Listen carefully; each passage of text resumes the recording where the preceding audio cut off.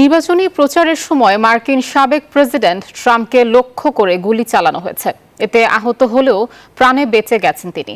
তাকে হাসপাতালে ভর্তি করা হয়েছে।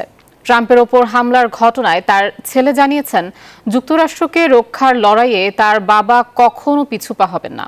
এদিকে হামলার ঘটনায় নিন্দা জানিয়েছেন বাইডেন ও ওবামা।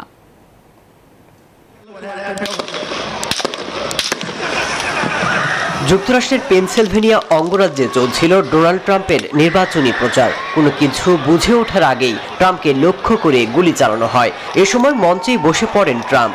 নিরাপত্তা বাহিনী তাকে টেনে তুললে তার কান দিয়ে রক্ত ঝরতে দেখা যায়।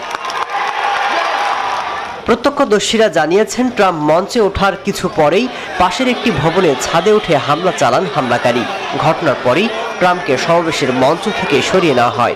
এই ঘটনায় সন্দেহভাজন হামলাকারী পুলিশের গুলিতে নিহত হয়েছেন। এ সময় একজন সমর্থকের গায়ে গুলি লাগলে তিনিও মারা যান। স্বাস্থ্যকর অল টাইম হানিকম, সব সময় অল টাইম হেলদি লাইফ। হাসপাতালে ভর্তি ট্রাম্প জানিয়েছেন, গুলিটি তার কানে লেগে বেরিয়ে গেছে।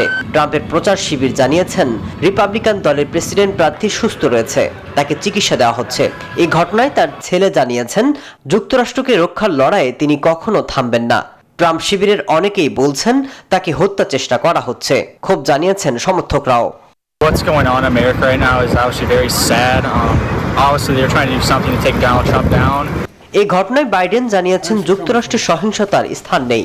সেই সাথে ট্রাম্পের উপর হামলার ঘটনার নিন্দা জানিয়েছেন। দেখুন, এই ধরনের ঘটনা মেনে নেওয়া যায় না। এটি অসুস্থ মানসিকতার, সবার নিন্দা জানানো উচিত। নিন্দা জানিয়েছেন বারাক ওবামা সহ আরো অনেকে। এদিকে সাবেক প্রেসিডেন্টের উপর হামলার ঘটনায় আবারও সাধারণ মার্কিনীদের নিরাপত্তায় উঠছে প্রশ্ন।